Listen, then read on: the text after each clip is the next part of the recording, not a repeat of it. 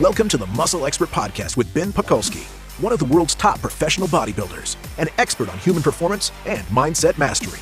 Ben dives deep to deliver the strategies of the top experts to upgrade your body, mind, muscle, strength, performance, biochemistry, and how to become the upgraded modern man.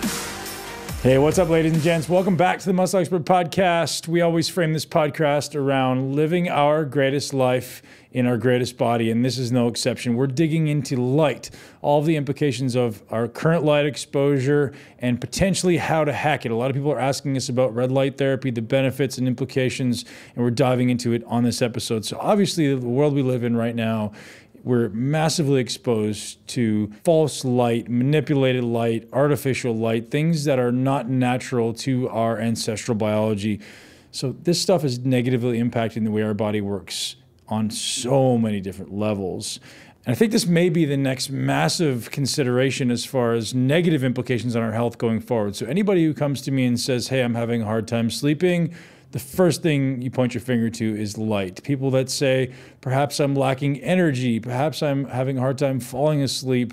Even people who are gaining body fat are having negative light exposure scenarios. And by shifting their exposure to light, perhaps making it more of an ancestral light exposure, which means being outside with the sun, we could see massive shifts in body composition, massive shifts in brain function and brain fog, and massive shifts in sleep.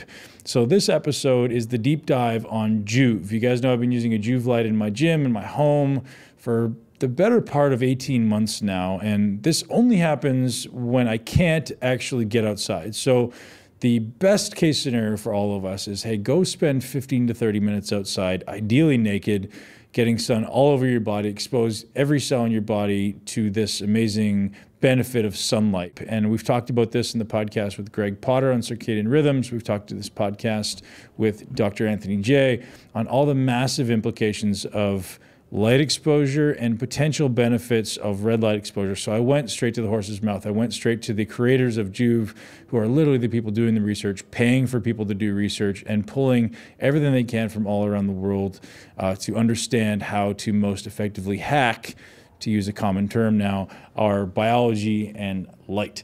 So I want to make it clear that if you live somewhere and you can get light, that might be the best possible thing that you could possibly do, is go outside and spend time every single day in the sunshine. The sheer radiance of the light from the sun far exceeds any type of artificial light we're going to get. And your brain needs that as kind of a cue, as kind of a trigger to set your circadian rhythms. Now, there's also been some research that's come out that was actually talked about in the last podcast with Dan Party, that perhaps the sun actually has some benefit in fat loss, and maybe we have some built-in mechanism where we're getting more sun in the summertime, typically, while our body's going to burn more fat, whereas the wintertime, when we don't have that sun exposure, our body's going to be more likely to hold fat.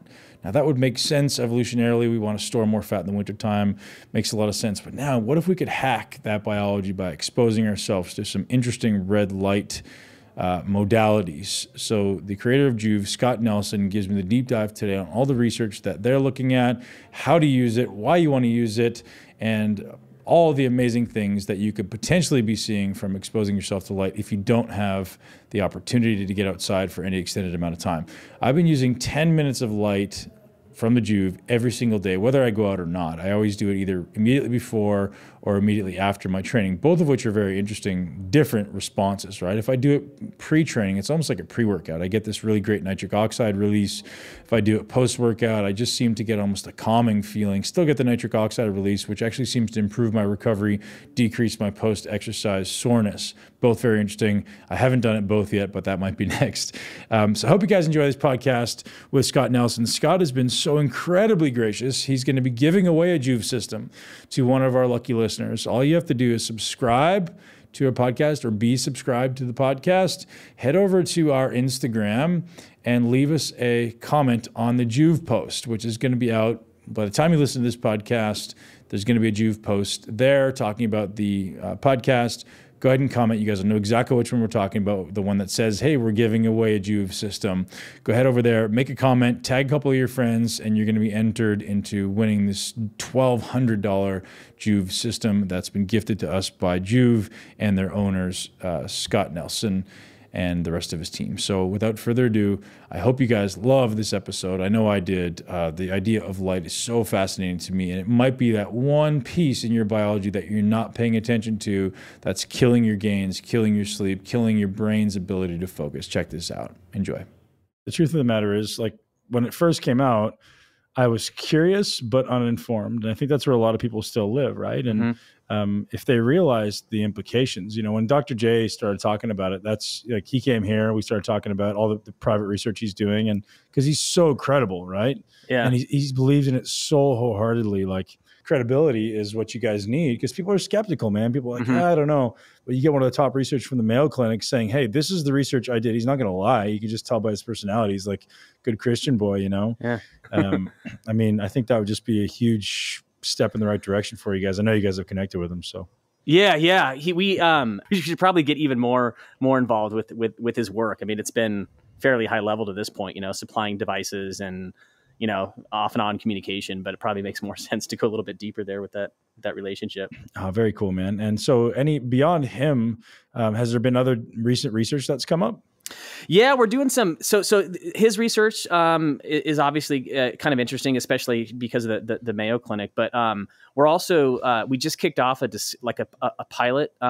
It's not meant for publication, at least with this pilot group, but we're doing something in conjunction with the Center for Deuterium Depletion here in LA. Very cool. Yeah. I'm not sure how much you've dug into that. I mean, that's right up your alley if you have it. It's really super interesting stuff. You working with Laszlo Boros? Yeah. You got it. Yep. I'm not sure if you've seen our we did a nice kind of sit down interview with them and posted the write up on our site, but it's a pretty cool video. We captured all three, not all three. They've got 4 kind of key members of their group, but Laszlo, Ann Cooper, and then Q Collins on video with some nice feedback. But did you get connected with them through Quest? Like, are you guys connected with the Quest bar guys?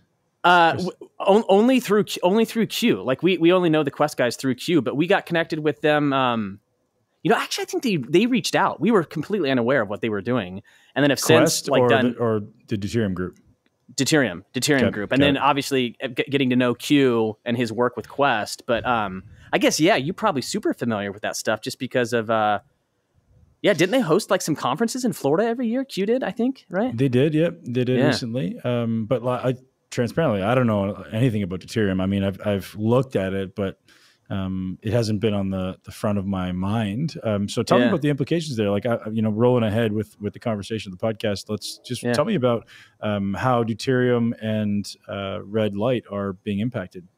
Yeah, so it's really interesting work. So we'll start with like kind of what at a high level what Deuterium is, and I'm certainly no expert, but Deuterium is it's another version of hydrogen, so to speak. It's a heavy hydrogen atom or isotope, and when we're younger, we have lower levels of deuterium, and then as we age, because of a myriad of factors, whether they're sort of self-induced or environmental, we get more deuterium, which can kind of wreak havoc on our biological systems. And to be more specific, these heavy hydrogen atoms, they sort of clog up the nanomotors in our mitochondria. So these nanomotors spin through the electron transport chain, and those heavy atoms, they actually almost like magnets. They have a certain resonance with those nanomotors, so they're attracted to those nanomotors, breaking those sort of engines, and then it just halts ATP production.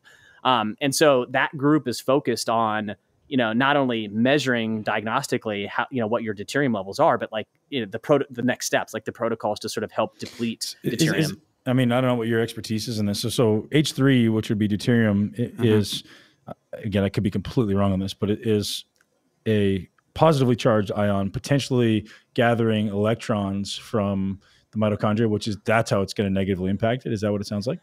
Yeah, it's a heavy. It's got an extra neutron, right? And so it's a heavy version. And I mean, if you want to make, I can certainly make an intro to Laszlo. I mean, he's a PhD he's a tenured professor at UCLA, super bright guy. I can definitely speak to the intricacies, at that level. But it's a heavy atom, and it gets stuck in these nanomotors. And the interesting thing is that once those nanomotors break, they can't be repaired, right? They don't. It's not like a normal, the way we normally think about sort of engines like that or flywheels. They don't work again. And so the more deuterium we have, the less energy our cells can produce. And the interesting thing about red light is that specific wavelengths of red light in that kind of that therapeutic window have a resonance with deuterium. And so, or with hydrogen, I should say. And so it helps actually naturally break those bonds, break those hydrogen bonds in deuterium. And so it helps actually deplete deuterium, but only, it's not all wavelengths. Like blue light doesn't have that resonance. Far infrared light doesn't have that resonance. It's only red and near infrared light in the sort of the therapeutic window. And so anyway, to kind of circle back around, we're doing a pilot study with them right now, just kind of a discovery study with the goal of doing a larger study here in the near future, where we can, that's meant more for publication, peer-reviewed publication. So that should be really interesting, interesting. To see how much does red light play in terms of depleting someone's deuterium levels. So that's underway right now?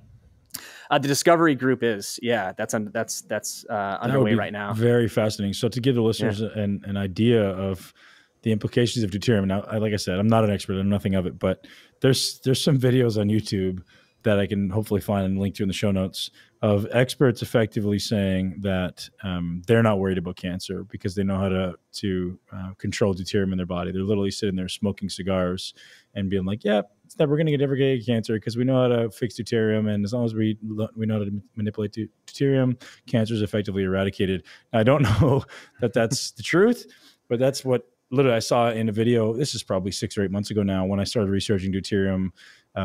Super interesting, right? Like, I guess, via water, poor water, like, toxic water, via bad food, via smoking and carcinogens and pollutants, our body accumulates more of this deuterium, thereby, as you say, slowing down our cellular energy production capabilities. Yeah. And the thing that really sort of that caused me to like take a pause when I first started digging into this is really two things. One is that the group that I, in my opinion, is kind of leading the charge with respect to the research on this area is the Center for Deuterium Depletion. The guy, Dr. Boros, Collins, Cooper, et cetera. They're doing some really cool work, and they're all PhDs, MDs, functional medicine. I mean, it's not like a random person that has an undergraduate degree in economics or something like that. I mean, they're legit. They're a legit group. And then, Boros, as we mentioned, he's a tenured professor at UCLA. Has published over 100 peer-reviewed papers. The unique thing that I think about his work is that he's every single paper that he's published, he's paid himself for open access. So that's something, as when you publish a paper, for those listening, you have to pay the journal a certain amount of a certain fee to make it open, so anyone can read it. And that's kind of one of the problems with a lot of research, academic research, is that it's all gated, unless the researchers pay for open access. And so they're that big of believers in their work, that they've gone that, he's gone to that step, wanting to make sure that everyone has access to this type of information. So I think the fact that they're a legit group and they do those, they practice those types of things, it turns a skeptic mind into someone that, is a little bit more open to this kind of stuff. Sure. So you said they reached out to you speaking about the potential positive implications of red light on deuterium. Yeah. They reached out to us. I think they were interested in kind of going deeper with respect to the synergy that red light has in depleting deuterium levels. So they reached out to us. They're a great group. We wanted to learn more. Have since kind of built a relationship with them over the past, it seems, 4 or 5 months, something like that. And now we're to a point where we're doing a discovery pilot study, if you will, with the end goal of kind of learning more before we, ideally take the next step and structure a larger study that's meant more for peer-reviewed research. Hey guys, I interrupt this podcast to bring you a special message from our sponsor, Four Sigmatic. First, before I do, I want to announce that we have another winner to our weekly prize giveaway for leaving us a review, K9Matt911. you're going to win an awesome Four Sigmatic gift pack shipped directly from us here at the MI40 Gym. We're going to throw some MI40 swag in for you. Thank you so much for your comment. Thank you so much for your loyalty as a listener. I'm truly grateful for you. Four Sigmatic will be sending you some awesome mushrooms for you to hack your life. So how do we hack our life with mushrooms? You guys know I might be the world's biggest advocate of lion's mane. I've actually just kind of decided that I'm going to try to push my level of lion's mane up and actually try to see if I can quantify some benefits. So I've been doing some, or planning to do some brain scans. And I wonder if a combination of lion's mane with something called the halo neural, which is going to actually directly apply transcranial electrical stimulation to my primary motor cortex in my brain, can actually improve the signaling to my primary motor cortex, with obviously the lion's mane adding the additional benefit of improving nerve growth factor and potentially new neurons. So I'm going to hack this. I'm going to try 5 grams a day for 30 days, and we're going to see what happens. 5 grams at a time, one time, for 30 days, and we'll see what happens. And I'll keep you guys posted on my progress. I'm a big fan of the Halo Neuro as well, no association, but it's a pretty cool biohacking piece that allows you to accelerate the acquisition of new skills. But speaking more specifically about lion's mane is by far my favorite thing as far as all research goes, as far as being backed for actually growing new brain cells, new nerve cells, nerve growth factors being released. Super awesome. Another thing that we're using daily is reishi mushroom to just calm down and assist in sleep, assist in having a very relaxing sleep. Reishi is literally the only thing I give to my kids and myself when I feel like I'm getting sick as well. So hopefully you guys have had a chance to check out Four Sigmatic, because I'm truly grateful for them being a sponsor of this podcast. They make this podcast possible. And if you guys haven't already checked out the awesome deals over at Four Sigmatic, head over to foursigmatic.com/muscle. Use the code MUSCLE. You're going to get 15% off because you're awesome and they're awesome. So guys, without too much more of my rambles, I'm going to get back to this episode with Scott Nelson from Joovv. Have an amazing day and live your greatest life in your greatest body. Very cool, man. Now, as we talked about before we started recording the podcast, you know, your greatest advocate, I think, in the world and greatest asset right now is Dr. Anthony J. out of the Mayo Clinic. And, you know, I spend a lot of time watching his videos on low-level red light therapy and all of the possible potential implications that he's literally studying himself in the lab, whether it be on stem cells, whether it be on nitric oxide, be it amyloid plaques, inflammation, all these other potential positive benefits of red light therapy. What have you seen to be the reported greatest benefit, or personally or from customers and clients?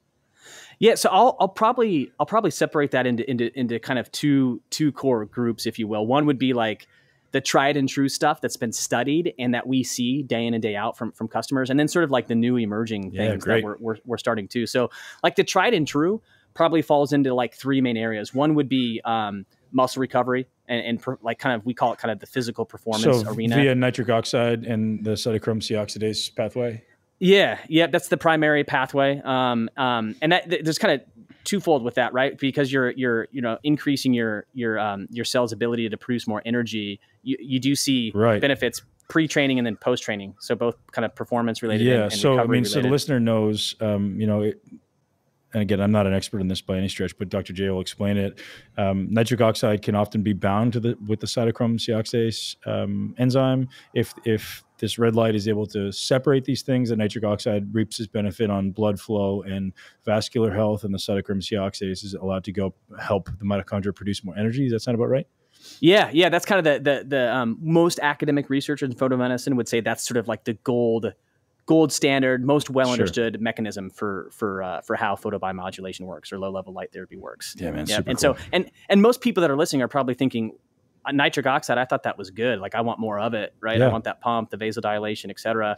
And that's all true. But like anything, if you have too much of something, it's usually not a great thing. And when our cells are stressed from a wide variety of reasons, that to your point, Ben, that excess nitric oxide does bind to that crucial enzyme during the cellular respiration process in cytochrome C oxidase. And so by sort of unbinding it, right, nitric oxide is released into the circulation. That's why a lot of people report kind of a nice pump after using light therapy.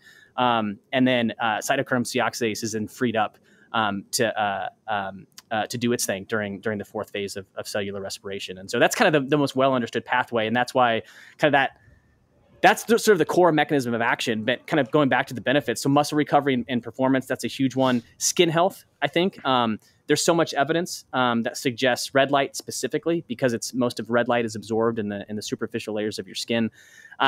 Most people, even if they're not intending to get better skin, they're using it for some other reason, they notice that as a nice secondary byproduct of using light therapy. So just like less redness kind of thing, less irritation, less inflammation. Yeah, more collagen production. So kind of that healthy glow effect. In fact, LED therapy has probably been around the longest within, not the longest, but it's pretty well understood within kind of the skincare community. Dermatologists, estheticians, et cetera. They use it pretty routinely, but largely just largely on sort of individual on an inconsistent basis. And so most of their clients are coming in for a treatment once a month, and that's not really the greatest in terms of reaping all the benefits that light therapy has. Is you need to be using it on a ideally a daily basis, or if not 3, 4, 5 times a week. So skin health, muscle recovery, and athletic performance, and then reduce joint pain. Do we know a mechanism on skin health? Like, I know you're not particularly the researcher guy, but I'm sure in your travels you've come across some proposed mechanisms. Yeah. So generally speaking, it's the same type of mechanism. That we mentioned previously. Some of that new stuff that I'll mention here in a second, that actually has some interesting mechanisms of different mechanisms of action. But this tried and true stuff. I mean, if you go to a photomedicine academic conference, that's the golden kind of pathway. That's the most well understood, that most academics that have been doing this for years would say, yeah, that's the one pathway that we understand the best. There's definitely other things with emerging research that clearly show there's other mechanisms at play, but that's sort of the most well understood one. And then that third thing within kind of the core bucket of benefits would be reduced joint pain. Whether it's something from arthritis induced, or whether it's an acute injury. That's a lot of people, like, that might be kind of our biggest bucket in terms of feedback we get from customers is I've noticed, they noticed acute benefits from using light therapy for specific pain points. No question. I actually have a lady here in the gym who's in her mid-60s, who's actually still a competitive bodybuilder. She's an amazing athlete, and had some massive shoulder stuff when she showed up here. And we literally did a little bit of rehab on her, threw her in front of the Joovv. Within 3 days, she had complete range of motion restored in her shoulder and was actually training again. Yeah, I mean, we had included some muscle activation stuff in there, but like even the muscle activation was only taking her maybe 50 or 60% of the way. When we added in the Joovv, all the range of motion was restored, all the pain was gone, tremendous change. And, talking mechanism there, I've spent some time talking to Dr. Joovv Pollock about fourth phase of water. So we actually started talking about potential implications in the fourth phase of water with both infrared saunas and infrared light, and how they may be positively impacting fourth phase of water. Have you guys drawn any conclusions there, or correlations? Not hard. We're familiar with Dr. Pollock's work. In fact, we've had a fair amount of correspondence with him. It's super interesting stuff. On that note, one of the interesting mechanisms that Dr. Boros with the Center for Deuterium Depletion research, he suggested something similar, but not quite the same thing as Dr. Pollock's work, in that because of the resonance with deuterium, or heavy hydrogen atoms, and red light within the kind of that therapeutic window, it actually changes the viscosity of intracellular water. And so not the same type of water that most of us think about, but intracellular water is different in terms of its chemical makeup, and it changes the viscosity, so it makes it less viscous. And so those nanomotors that we kind of touched on earlier, those nanomotors within your mitochondria, they can just spin faster, right? The engines can function better because the water in your cells is less viscous. And so that's kind of his theory as to why. I'd love to hear like the actual science behind that, because what's happening. Because I mean, it's easy to usually draw these connections if you actually understand the mechanisms, right? But yeah, super interesting, man. I mean, something's happening there. We know something. Like literally, this lady literally came here crying because her changes were so dramatic within such a short amount of time, and she was so excited about it. You know what's cool about that is some of those stories, those anecdotal stories, is like two stories really come to mind that are kind of similar. Is we had I think an 80-year-old customer he was in a wheelchair, like has tried everything, you know, whether it's, you know, traditional pain meds to nearly every single alternative therapy. Was willing to give red light a shot, had heard about it, et cetera. He bought our smallest device to treat to help with pain management, and within, I believe, 2 or 3 weeks was completely out of his wheelchair, walking I think multiple blocks, you know, around his house. Was such a big believer that he purchased actually like 20 additional, like, smaller devices to give to a lot of his, you know, his elderly neighbors. He was that big of it. And that's obviously, that's an N of one. It's anecdotal, but it is cool to hear about some of those like extreme sort of stories. You know, another one that comes to mind too is we had a lady recently, probably a few months ago. We posted it on our Instagram, but her I think it's her son or daughter. I can't remember if it's a son or a daughter, but has Down syndrome, and Down syndrome is a mitochondrial dysfunction. And within, you know, by using red light consistently, her 3-year-old, I think it's son, if my memory serves me right, her 3-year-old son was walking consistently for the first time ever, because his, you know, his mitochondria was functioning, mitochondria in his cells were functioning better. So the benefits are super wide ranging, you know, and they're, you know, kind of to come full circle on your initial question, some of the emerging stuff that we're seeing is I think that the stuff affiliated with deuterium. So before we even get into that, man, I just want to kind of bring that the joint inflammation thing full circle from my perspective. Like it's this, and I could be completely wrong. Correct me if you feel I'm wrong. It's, you know, sunlight, right? Like we need to get out and get in the sun. And unfortunately, in the culture and society we live in, we're not exposed to a balanced array of light. You know, get out and get sunlight. Well, one thing I do every week with my family, like one day a week typically, is spent at the beach. I'm blessed to live in Florida. You know, we can go to the beach in November and December and get out and get some sunshine. For those people that can't, whether you work inside, whether you don't have time, whether you live in the north, whether it's just the wintertime, like this stuff is so imperative to the function of your biology and your physiology that, like, if you can't, I think this just makes so much sense. But, you know, you know, personal belief, ideal scenarios, man, get your butt outside, get some full spectrum, you know, because you're going to get all the benefits of this and more.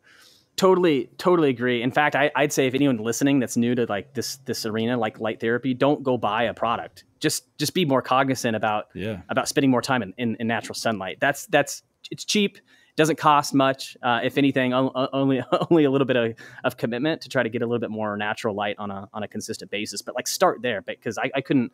And as a company, we wholeheartedly agree with that. Like first and foremost, try to get more natural sun. That's a good step. In fact, one interesting data point on that is, if you're in a decent latitude during peak sun, you'll get, on average, about 1 million joules of energy from natural sunlight in an hour.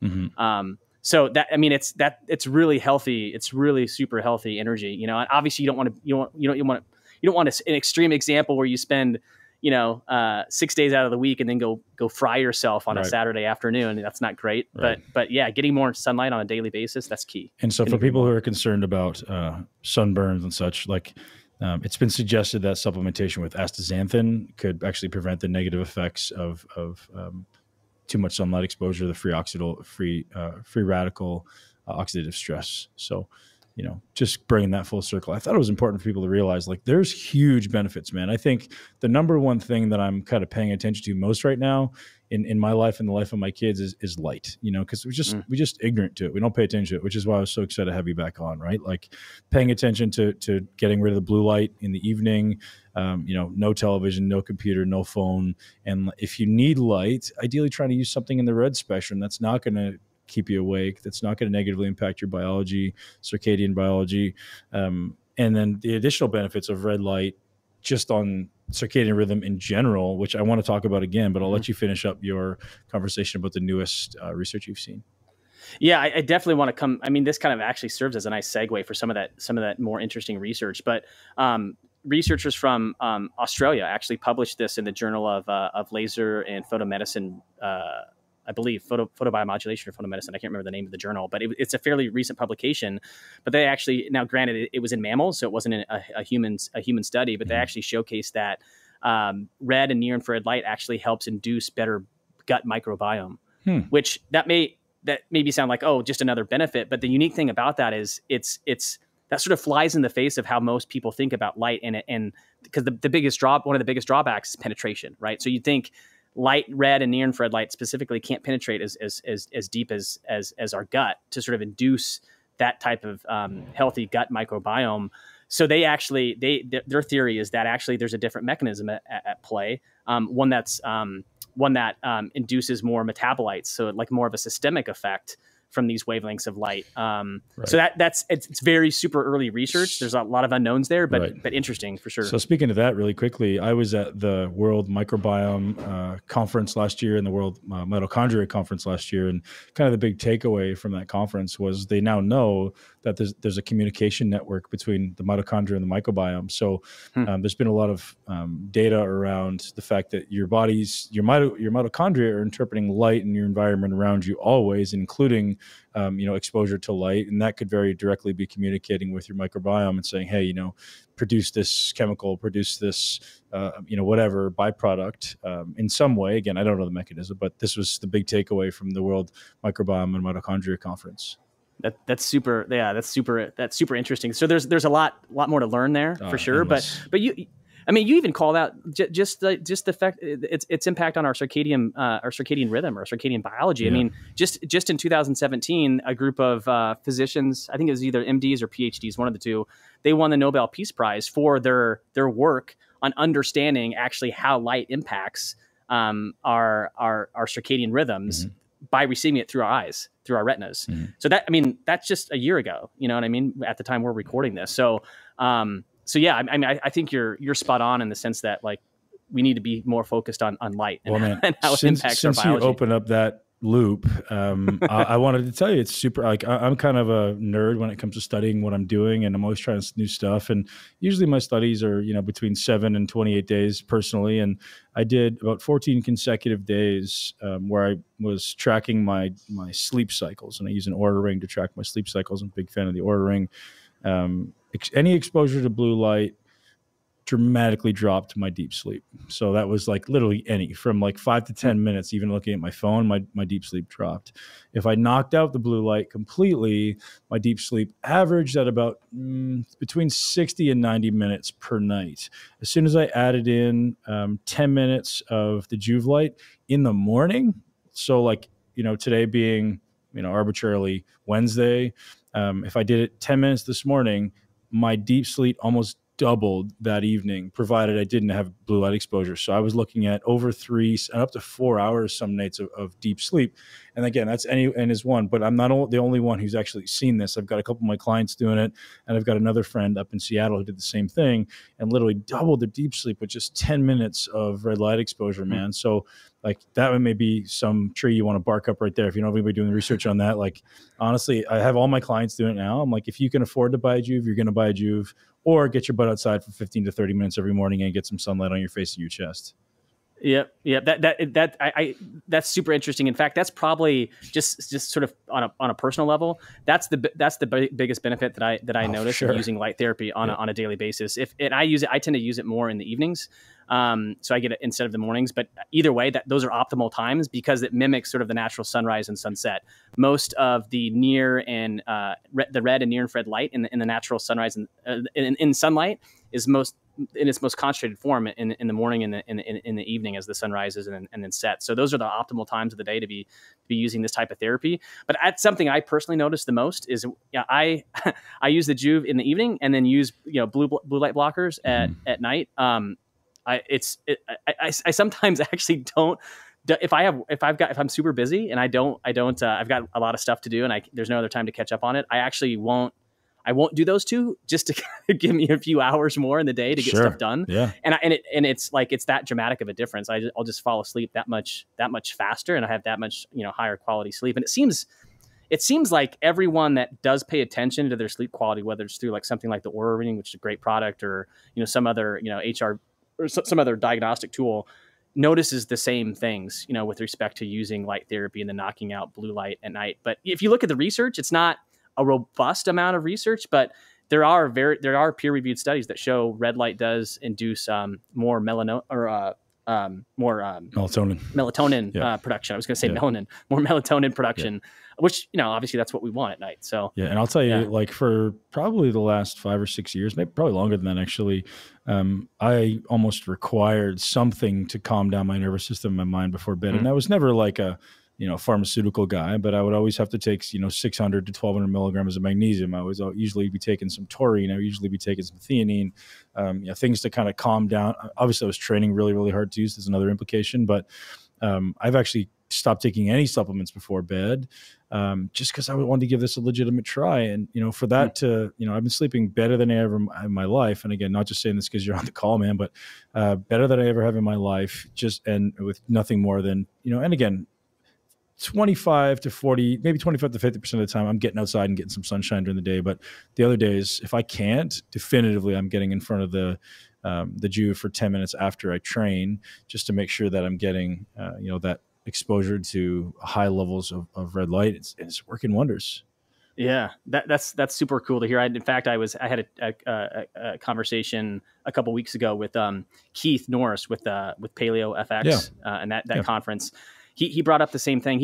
I don't think he uses the Aura. He uses something else, but he said the same thing. Like ever since he started really paying attention more to just light in general, and then started incorporating, light therapy, especially those days when he couldn't get out in the sun, like he can diagnostically show like his sleep quality is that much better, which I think is super cool. But you're right, man. I mean, like the easy step for anyone is just try to get more sun, right. And it's harder to do in certain places. I mean, I used to live in Minneapolis, when we now live in Southern California, which is great for this, Sure. for the purposes of getting more natural light. Yeah, but I see that amazing blue light over your shoulder right there, the outside. It's a nice clear sky. That's right. Yeah. It's kind of nice to be able to have conversations like this and, outside, but yeah, I mean, there's just a lot of areas of the world, especially during, the winter months, that you just you don't get natural sunlight. So it's nice to be able to have, access to different types of therapies that allow you to get more of that, those healthy so many wavelengths. people are just busy. Like, I mean, I get it. Like I've got kids, I've got business, I got to train. Like most training isn't outside. I've actually looked into getting my roof in my gym changed to a completely glass roof. But again, that's gonna be a lot more expensive than just putting a room full of Joovvs, So, but I mean, ultimately, like it controls our biology in so many ways, and it makes sense evolutionarily. Like we didn't live inside, we didn't have artificial light except for the last maybe 150 years. You just went with the sun, man. You had a little bit of candlelight that wasn't going to disrupt your biology. We just haven't evolved to be subjected to this type of light, and it's definitely going to impact our biology. Maybe a few generations from now, we'll be able to evolve out of it to where people can actually sustain it in this crappy blue light that we exist in. But in the meantime, like the rest of us are going to die a terrible death if we don't learn to control the light exposure. It's true. Yeah. There's no doubt. And that there's an interesting stat. And it's fair. I mean, if you just do a simple Google search, you'll see this data point come up quite a bit. But the average American now spends 93% of their time indoors. Yeah, and 50% of that light. In front of the TV. You got it. Right? You got or the computer. But that seemed like when I first saw that stat, I was like, no way, that's way too high, 93%. But then I thought, and this was when we still lived in Minneapolis, and I was actually this is me thinking about like pre-Joovv when I had like a normal office job. I was thinking, wait, I get ready in the morning under artificial light, artificial blue light. I commute, I get no natural sunlight. I spend in the car. I spend all like literally 8, 9, 10 hours in an office. Yep. Then I commute home and the sun's already set. I'm actually probably above that stat. I'm like, 98% of my time is spent under, but you can put the window down and stick your arm out the window, and that's a little bit of fresh air. So I'm actually going to start tracking it with my kids, man, because I'm legitimately concerned about this stuff. We do live in Florida, so but I just want to make sure they're getting ideally between 8 and 12 hours outside every day. And I'm like, if we got to work outside, if you got to sit outside in the rain, I don't really care, man. I want you guys to grow up with proper biology so that when you get to your mid-20s and 30s, you're not a disaster of mitochondrial dysfunction and brain dysfunction and brain fog and all these other things that are going to come of blue light exposure, potentially cancers, right? Yeah. And it's interesting that you mentioned your kids. I mean, that's something that our kids kind of now almost consider it as a default part of their day. As they get either spending enough time kind of grounding outside under natural sunlight, and if they don't get enough of that during the day, they're doing a Joovv Light treatment, which is Yeah, which is cool to see. But and kids like that, right? Kids think it's cool that they get to stare at red light. I'm like, yeah, go ahead. First time I was like, no, you shouldn't do that. Make them think it's some cool thing, and now they're all excited they get to do it. So. Yeah, no, and we've got some interesting like prototypes. One of those is like this horizontal configuration where you can actually lay under a big Joovv system, and our kids will routinely fall asleep under that, because it just it's pretty relaxing, especially in the evenings, and it kind of puts them to sleep, which is kind of funny. Now, one of the favorite things that Dr. Dre brought up to me, and I've got a lot of friends in pro sports, right? Professional football players, professional boxers, professional MMA fighters, and these guys are getting a lot of direct contact to the head. And Dr. J literally said, very matter of factly, he's like, get them a Joovv Light on their head immediately after the game. Talk to me about what you've seen there. Yeah, that we actually just published a pretty in-depth piece on TBI, traumatic brain injury, and is it CTA, chronic trauma? I can't remember what the acronym stands for, but brain injuries. Basically, there is a ton of peer-reviewed research, a ton, like it's almost overwhelming, that showcases the benefits of red and near infrared light for brain injuries. If you want to take a look at our site, it's a pretty well researched piece. Yep. But there's no doubt. It's hard to argue with the data that definitely shows benefits to receiving these kind of wavelengths of light, specifically near infrared, because it has a unique ability to penetrate through bone. But there's no doubt. And in fact, we're actually seeing a lot more professional athletes, namely NFL. And even an NHL, I think primarily, because of the contact, sure, that are starting to incorporate. I mean, it's the early adopters, right? It's people like you that are more, into this sort of stuff, that are kind of leading the charge in those specific sports. But yeah, it's cool though. We're starting to see a lot more inbound, interest from those types of people wanting to incorporate, these therapies. Have you guys considered making one specifically to fit your head? Like, I literally sit on a stool on the floor and put my head up within inches of the thing in the morning, because I'm trying to get it directly on my face and in my head. Have you guys considered making one that maybe wraps around the head, or is like a more of a protocol specifically designed for these people? Because ultimately there could be benefit in Alzheimer's, there could be benefit in, all professional sports ultimately. Yeah. No, we're always experimenting with different prototypes like that. There actually are a couple like laser and LED based helmets. Mm-hmm. They're really more marketed for hair loss, because there's a lot of evidence that showcases, red light specifically helping induce hair regrowth. I don't have to worry about that. but none that are marketed for this specific thing. I think anytime you approach like an area like this, it's a little bit more of has a little bit more of a challenging regulatory pathway. Sure.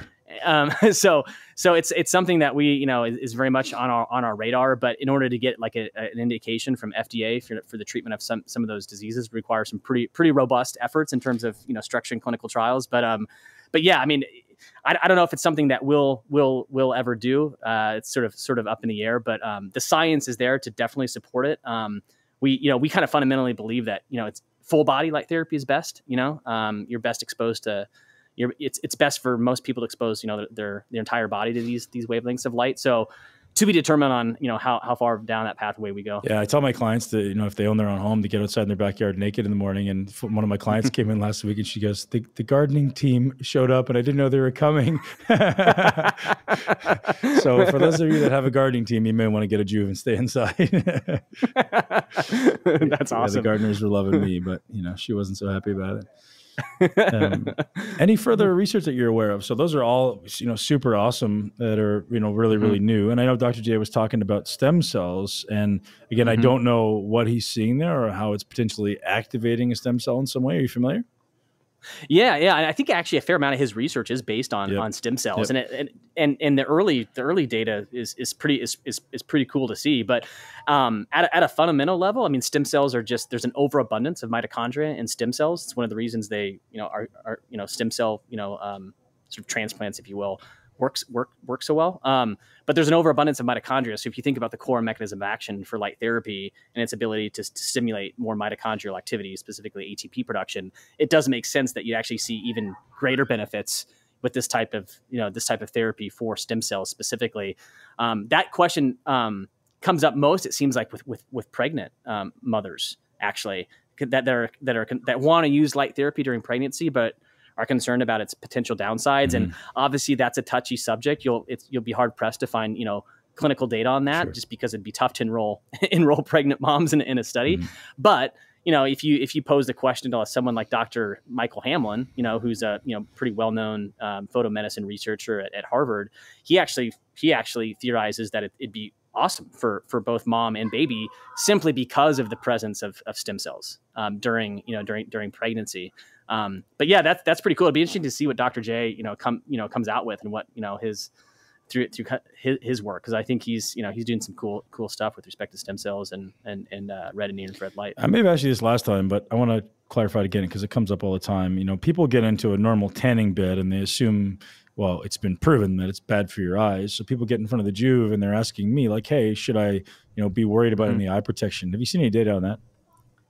Yeah, it's actually, as a default sort of recommendation from our company, is that with our devices, it's actually very safe to look at. We, as part of the kind of the FDA Class 2 clearance process, we have to do a number of different photobiological safety tests. One of those being for eyes. And so with our devices, they're completely safe to use without eyewear. In fact, we actually recommend you don't, just because of the benefits that you get from receiving these wavelengths of light through your retinas. And there's plenty of evidence that peer-reviewed science that shows these wavelengths help restore retinal function. They help reduce macular degeneration. There's other sort of hormonal benefits because your retinas are attached to certain glands in your body. So there's a lot of benefits to receiving these wavelengths of light. But I can say that about our devices, just because they've passed those tests. I don't know definitively, for every single device out there, whether that's the case. Very, very cool, man. So I want everyone on this show to have the opportunity to experience Joovv Light, man. So I know one of the concerns people have had is cost. I mean, what are you guys doing? I know you've changed your system a little bit, because the one I've got here is a really large piece that was obviously priced very highly. What have you guys been doing to your technology now to kind of make it a little more economical for the average consumer?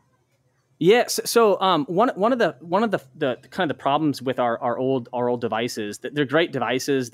Our current versions actually produce just slightly greater total power output in the form of a radiance. So, I guess I'll say that our legacy devices, we call them legacy now, are great devices. But one of the core challenges was, if you bought like kind of our medium-sized unit, you didn't have the opportunity to like build out a bigger system. You had to sort of like either go to the next step up and then buy multiple devices and kind of like jimmy rig your own system. And so something that we kind of it was an R&D project, like that we commenced on almost since we launched our very first device back in early 2016, is this concept of a modular system. And the reason we're such big fans of the modular system, and the way to think about this is kind of like Lego blocks. So you can start with one of our smaller devices, get sort of antiquated with light therapy, how to work it into your daily routine. And if you want to build out a full body system, they connect to each other like Legos, and they don't just connect to each other physically, they connect to each other through electronically too. So you can control the whole system from one device. And so that's one of the reasons we're so excited about that modular system, is that it gives everyone the opportunity to experience full body light therapy. Like now, if you want to buy a huge system now, or you can just do it over time. You can buy one unit this year, and then next year invest in another unit and slowly build out your own system. And they're all backwards compatible now. So that's something that we're super excited about.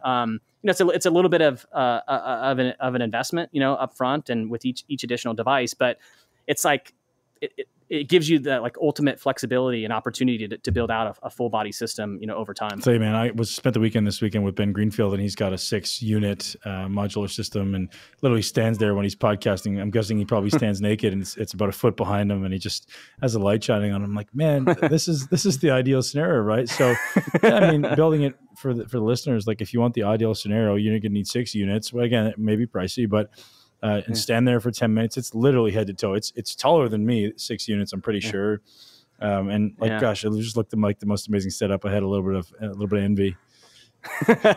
Yeah, that's our biggest system. It's actually quite a bit bigger than the one you have, I think now. not I think I know, because I think you have the kind of what we consider our legacy max device. But that's kind of the cool thing. I mean, that's our biggest system. We see a lot of professional athletes now using it just because they have bigger bodies. It's awesome. But it's super cool. And all of the power output from our devices is all independently verified by third-party diagnostic companies. So it's not just, hey, Joovv says their devices deliver a certain amount of power. It's all been tested by, that's something that we wanted to invest in. It's like, don't take our word for it. This is one of the most respected diagnostic companies out there. They've done all this independent testing. Here's the data. Right. So it's kind of that modular nature there's a lot of interesting other tech that's built into the devices, but that modular nature is really cool. And I think, it's something that we're pretty excited about. So one thing you guys answered for me last time you were on the show, but I want to bring it around again because in case people haven't got a chance to listen to the last episode yet, the differentiation between a Joovv and typical other red lights, because some people are saying, oh, they don't have as much, Joovv doesn't have as much power. This company's got this spectrum and this company's got that spectrum. I know you guys said this before, but bring it around full circle. Why is Joovv different than the other companies? Yeah, and I won't even say why is Joovv. I just say like the three things. If you're shopping for light therapy devices, there's probably three major things you need to be looking for. And don't take our word for it. This is all supported by peer-reviewed research. But it comes down to three things. So wavelengths. Make sure the device delivers wavelengths that have been proven time and time again. So you want wavelengths ideally in kind of the mid 600 nanometer range and then the mid 800 nanometer range. Our devices deliver red light at 660 or near infrared light at 850 nanometers. Give or take 10 or 20 nanometers in there is not a big deal, but just kind of look for those kind of core wavelength ranges, mid 600s, mid 800s. That's key. That's bucket number one. Number two is the power output. So I'd like to think that we've done a fair job of kind of trying to raise more awareness for the benefits of light therapy. But, we see it every day, some copycats, some fast followers, that are kind of are making certain claims about their devices. Well, I touched on this earlier. Don't take our word for the power output. We've done all the third-party testing, all the third-party diagnostic testing company, the same diagnostic companies that photomedicine researchers use. So you can, that's there for anyone to sort of independently. What's the power? Is it wattage? Yeah, no, it's actually in the form of irradiance, but really we actually have a nice post on this for anyone that wants to go deep on it. But at the end of the day, it's actually the most important metric to look for is irradiance is great. But really you want to look for total joules delivered to the body. That's really what you want to look for, in a device. So how many joules per square centimeter really?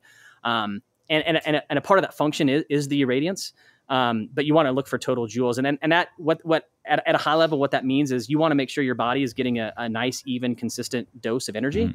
And so like LED spacing is really important, right? We specifically designed LED spacing to actually deliver like a very uniform dose of energy at a certain distance, et cetera. So all that stuff kind of matters. I don't want to get too far into the weeds, but making sure the device delivers a medical grade power, that's ideally been confirmed by independent, testing.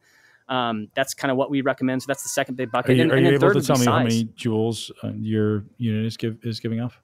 Yeah, at about 6 inches from the device, you're getting, in about 10 minutes, you're getting about 30 joules of energy with our Joovv Solo device. Got it. Per square centimeter. Yep. Okay. Kind got charts on our site if you just Google. Yeah, Joovv, we'll link to it in the like show notes, man. No problem. Yeah, it's great. But we actually, just to kind of tag along to that, we actually had some kind of more generic red light devices tested by the same third party, and some, as probably not surprisingly, some of those numbers that are being claimed are like so dramatically off and different. It's, right. you probably get the sense for what it was like, kind of seeing some of that independently verified data, But yeah, so that's bucket number two, and then third would be just treatment size. Can this device, how large of an area does this treat on my body? And most devices, you're kind of limited to a very small size, and that's, we're biased, admittedly, but we're biased towards full body light therapy, and so we want everyone to be able to build out a full body system, that they can use ideally in your own home on a consistent basis, and so treatment size matters. Dr. J recommends a minimum 10 minutes, and he says for some people can go up to 30. What administration or dosage protocol do you recommend for average people in timing as well. Yeah, with our devices, because of the power output, we generally recommend about 10 minutes, a 10-minute treatment time. You'll get a clinically relevant dose of energy. And that's at 6 inches of distance? Yeah, about 6 inches. Yeah, and we don't expect you to kind of take out a tape measure and measure 6 inches, but you kind of get the sense of, roughly 3 to 6 inches. The dose of energy is definitely a function of how far you are from the device. Right. So the farther you are away, the irradiance or power does dramatically drop off. So that's kind of why we recommend 3 to 6 inches from our devices for about 10 minutes. Now, having said that, Dr. J is spot on. I mean, there's a reason why he's a PhD. You can use it longer for sure. There is something called a biphasic dose response that basically says that the benefits do drop off over time. But when you look at a lot of the clinical data, you have to use a device for a really, really long time to experience that biphasic dose response. I mentioned that stat earlier. You spend an hour out in the sun at a decent latitude during midday, you're going to get about 1 million joules of energy. That Joovv Light system that you mentioned that Greenfield has, that delivers about 200,000 joules in about 10 minutes. Wow. So, I mean, use it for an hour and you're close to kind of natural sunlight, about the same energy. Yeah. So you have to use a high powered device for a really long time to kind of experience that biphasic dose response. Very, very cool. And as far as time of the day, I know you said you like it in the evening. I said I like it in the morning. What does data show tends to be the best and why? There's not a lot of definitive data that says this time is better than another time. Based on kind of like, viewing things through sort of an ancestral mindset, doing it in the morning or evening is better because that mimics the natural, sunrise and sunset. And again, in the sunrise and sunset, you get a higher concentration of red and near infrared light. They're present throughout the day. Sure. Right, near infrared and red light is present throughout the day. There's just the concentrations are higher in the morning and the evening. So, bottom line, you can first and foremost, I'd say try to use it consistently on a daily basis whenever it fits in your schedule. But if you're really trying to optimize, use it during one of those 2 times of the day, morning or evening. How important is it that people, as a human species, get exposed to full spectrum of light, or is there not any benefit from your research? I think there's a ton of benefit from full spectrum light. In fact, I'd say, like I said earlier, don't if you're new to light therapy, don't go buy a device. Just try to get more natural sunlight first and foremost. But yeah, everything from UV wavelengths, those can excess UV wavelengths, especially if it's burning your skin, can obviously have negative sure. Drawbacks. But it's well understood that UV wavelengths also help our bodies produce more vitamin D. So like UV is part of the natural full spectrum. Blue light can be great, and natural blue light can be good in the morning. It helps reset your circadian rhythm, so it can be beneficial in the morning. Obviously not in the evening because it can sort of disrupt your natural circadian biology. There's kind of some newer evidence that suggests green light has some benefits. Very, very early evidence. There's not a lot of ongoing research with respect to green light, but there is some early research, especially from Brazil, that shows green light has some interesting benefits. So. Full spectrum can be good. It's just kind of viewing it through the right lenses, right? Like you don't want to use blue light in the evening. It's best in the morning. Red and near infrared light can kind of be used any time of the day, et cetera. Does that make sense? Yeah, man, for sure. Scott, man, This is such an amazing technology. I'm super grateful you guys are getting behind it. And the idea that you guys are a larger company, there's so much more to lose, which is why I tend to believe in what you guys are saying. There's a lot of small companies out there who are making claims, like you say, that the red light is better than yours, that it's doing, more full spectrum, or it's doing, more wattage, whatever it happens to be, more greater number of joules.